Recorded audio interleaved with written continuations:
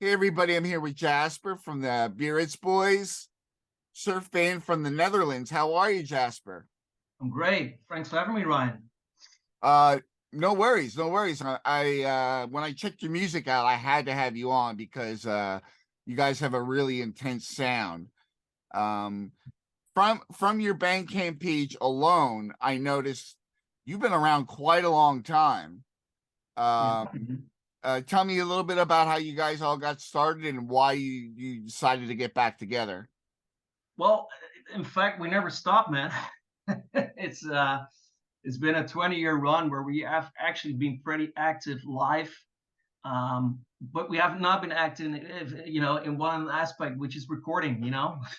We only managed to ooze out 2 albums in 20 years, 10 every 10 years. So yeah, I'd say we've actually been pretty active live in the last 10 years. But hey, man, people across the sea won't notice if you play in Germany or the Netherlands or whatever, if you don't put out your stuff, right? So Yeah. we were like, man, it's about time we make another record. So took us 10 years again to do that. And yeah, we started out in 2001, if I'm not mistaken. I was 18. you know, it was my first band. I had no band experience. We had no idea how to actually play surf. We were inspired by, as a lot of like third wavers by Pulp Fiction, right? Just to start a surf band, but we had no idea what to do. So we would just come in with our, you know, Yamaha metal guitar. I'm looking at it right now, where I started with just full distortion. No idea what to do actually, but yeah. So we, as we just discussed the band's name. Actually, it was thought of by our drummer and our bass player even before the band started. They were on a beach surfing in Biarritz, France, and they were talking about, hey man, would it be cool to start a surf band? Yeah, what are we gonna call it? Well, and our drummer is a huge Beach Boys fan, so it was like the Beach Boys, haha. And so yeah, that actually existed before we even met, and we so then we met in college, and we started, and it took us, so that whole writing process, and putting out stuff has been always, I think we did our first demo in 4 years or something, Oh and we wow. already been playing a lot live because for some reason, serve the music. It was the Pulp Fiction thing was going on, and you if you're a rock band, promoter's going to ask, so what does it sound like? You got a demo. But at that time it was like, oh, surf band, instrumental, cool, well, get on the bill. So we didn't really have the need to record something to just play live. So we've been doing that a lot. Well, the very first year was just basically drinking beer, eating pizza, and just playing Wipeout with distortion. But um, yeah. So, and after 10 years, we finally really made a full album. And that was 10 years ago. And I remember us joking like, well, the next one in another 10 year, haha. But we made it, you know, unfortunately. But yeah, but actually being pretty active live, playing live with other surf bands. Our drummer, or sorry, our bass player Marin, he also books a lot of touring bands. So we've facilitated a lot of shows for Surfer Joe here, Daikeju, play with them. Yeah, but on the record front, it was very quiet for 10 years. Yeah. Well, this last record you put out, uh, Mm, I think I saw it was on CD and vinyl, yeah, and it was put out by Surf Cookie. it was put out by Surf Cookie. Yeah. And how did you guys manage to get together and work on that? Well, that's a funny story in a way, because again, we've been around for like ages, right? And I remember when we put out our first demo, it was on MySpace. You remember MySpace? Yeah, yeah. Yeah. So we had our first shitty songs on MySpace, and you had these thanks for the ad things, right? And it was like the first Facebook-ish network for musicians, I guess. And we actually got in touch with Mike already, who just he only had Green Cookie then, right? And he sent us a message like, "Hey guys, nice songs, and maybe put out something together once." And I remember So the first record we just did it on our own, and we had actually had just signed a record deal sort of for this one, and that went bad because they got into troubled water financially, I guess. So we had to find another label, and I emailed Mike like, hey dude, you remember 15 years ago?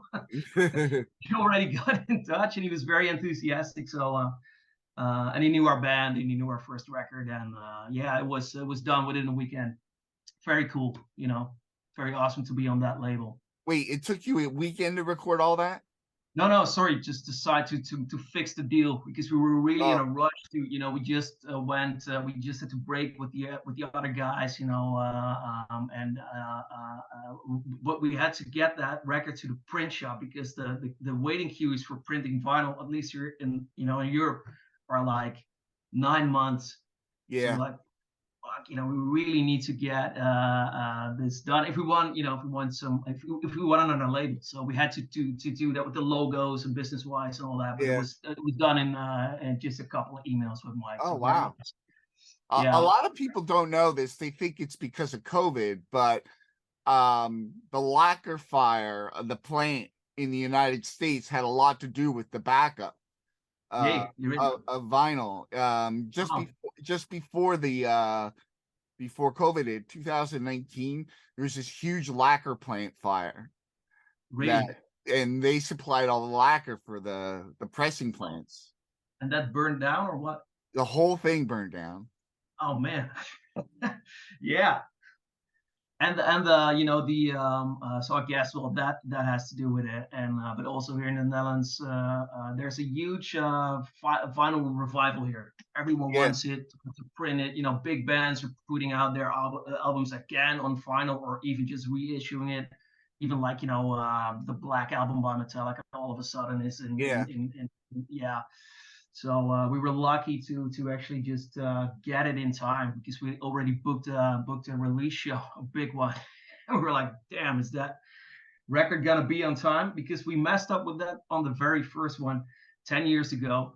We actually didn't have the record on its own release party, so we look pretty stupid. But yeah, it's here in time. Did you have a record release party for this album?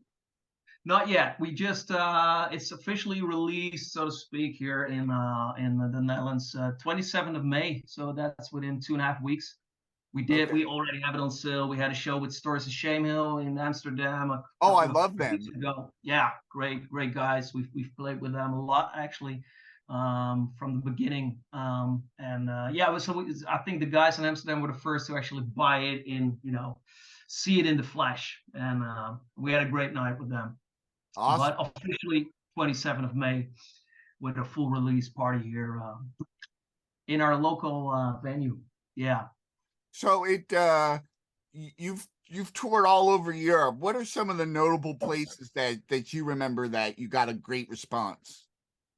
Oh man. I remember, well, we've done the Surfer Joe Festival in 2015.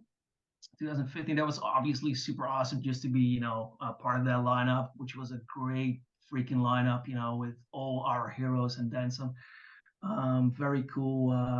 But I remember in our first 10 years, so to speak, when we were still in college, we did a tour in France and Spain. And Spain was absolutely insane. We had no idea what to expect, I remember we had to drive like 2,000 kilometers in like 14 hours to get there. Schedule wise, it was crazy.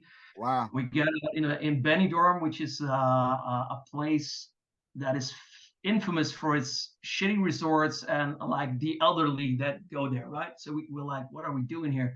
And it was a bar under one of these old-fashioned hotels. We're like, what to expect, And it absolutely, the crowd there absolutely tore the roof off. It was insane. I remember the next day we went to Alicante, which is another town nearby.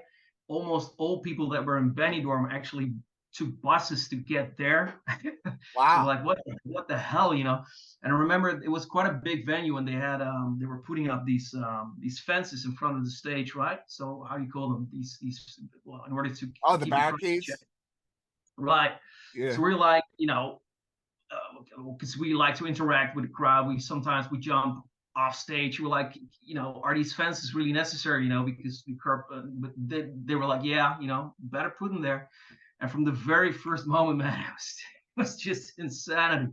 We're like, what the hell? I remember jumping off stage there and just actually get, touched and crowded by people, and we're like, this is insane. So I'm really looking forward to get back there one day again, because that was, Spain, man. They know how to party. Absolutely. When is your record release party, and what are your plans as far as promoting the album? Yeah, so it's the 27th of May officially. We are doing a small tour. We're gonna play Germany, a couple of shows in the Netherlands, obviously, and Belgium. So we're gonna play with Jumanga Dunga. We're gonna play with. Oh, I like them. Yeah, it's full of great surf bands all of a sudden here. Great. Yeah. And I think we have a show with Daikaji. I'm not sure if that is going through. Surfer Joe in July here in Utrecht, another city. He's touring again.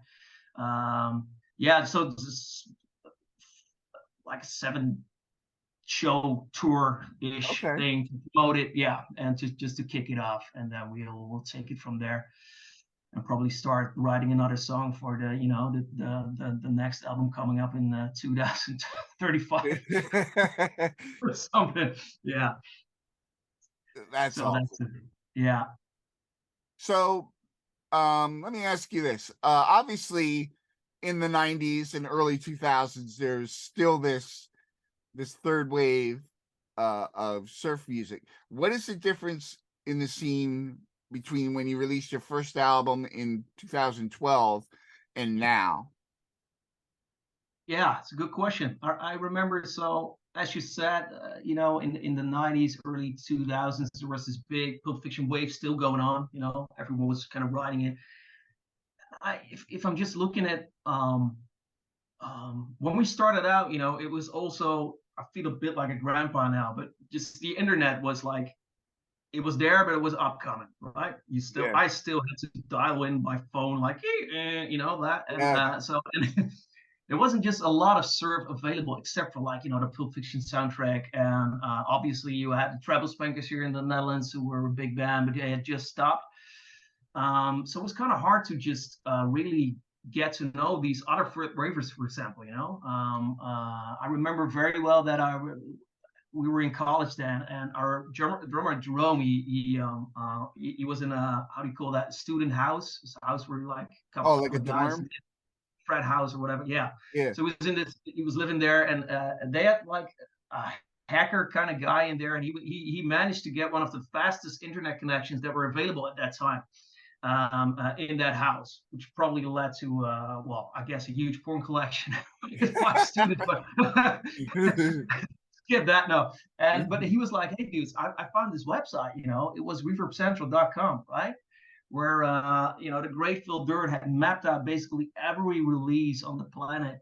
And he was like, because his internet was so fast, he was like, I just started at the letter A, and I just, I basically have every surf. And so then we discovered Los Stray Jackets, the Bambi Molesters, all these great bands that were from everywhere. But you would really never really see them, right? They weren't really touring, and that was the period of time where we're like in our first album. So we're playing a lot, but not with other surf bands. And after we released that album, you get noticed, obviously. We were on reverbcentral.com anyway, and bands started reaching out for tours. But especially after our first album, I would say that the scene, the whole Pulp Fiction thing died out a bit, right?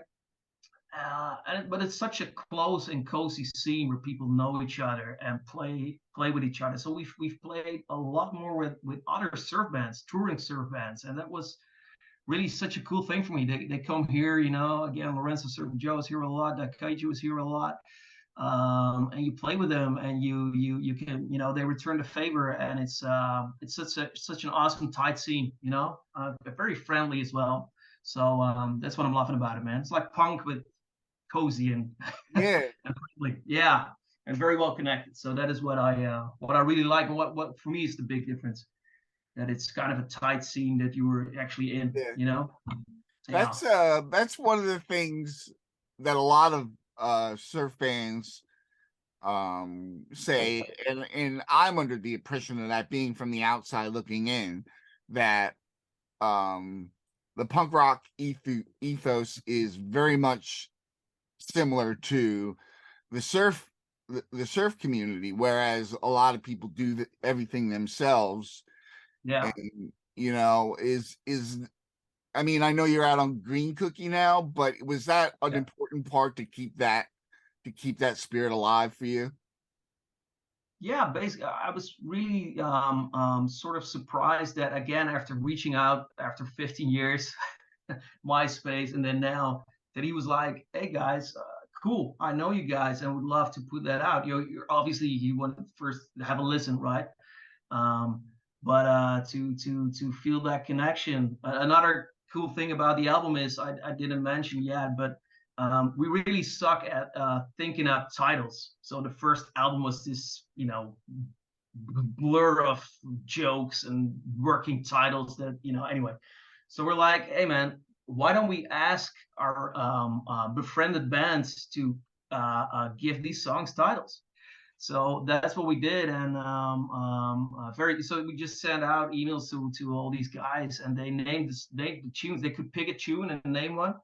And so yeah, it's like the guys from Monster Mafia did that, and they're in Brazil, Yeah. and just so cool. And the Crunch Young Devils here, and the Stories of Shamil, Arno de Sea from France, they all adopted a song and gave it a name. And yeah, it's such a warm feeling, really, and when you're actually putting that out after 10 years, that people are enthusiastic and remember playing with you. And yeah, it's awesome, man. We're loving it. Awesome. Below in the links in the description, you can find the Bandcamp link for the Biarritz boys, and you can buy their CD, the digital format, or the vinyl. And I suggest you do, because not only is it really good, you would help support the band when they need to go out on tour, get things pressed, get some shirts made. I highly suggest you support these guys, because they're really talented, and I appreciate their songwriting and their playing very much. And Thank you so much, man. before we go, Jasper, is there anything else you'd like to talk about? Ooh, no, man. I'm just talking about a tight and cozy scene. It's just really like your show, man. And I was talking about bands that did get back together. I was just so stoked to see the Nebulas again on your show, Oh because yeah. we were a big fan of them in the early days of our band. I get still right, but they just had their first album, and I remember we played their song Rhino Chaser live a lot. And so, man, yeah, keep it going, man. It's just so cool to see all these bands on your show and talk about their music. Awesome. Well, thank you so much for watching and caring. I really appreciate your music, and now I get to follow another Greek band from across the ocean, and I was very glad to meet you. Likewise, man. Cheers. Have a good night. Cheers, man.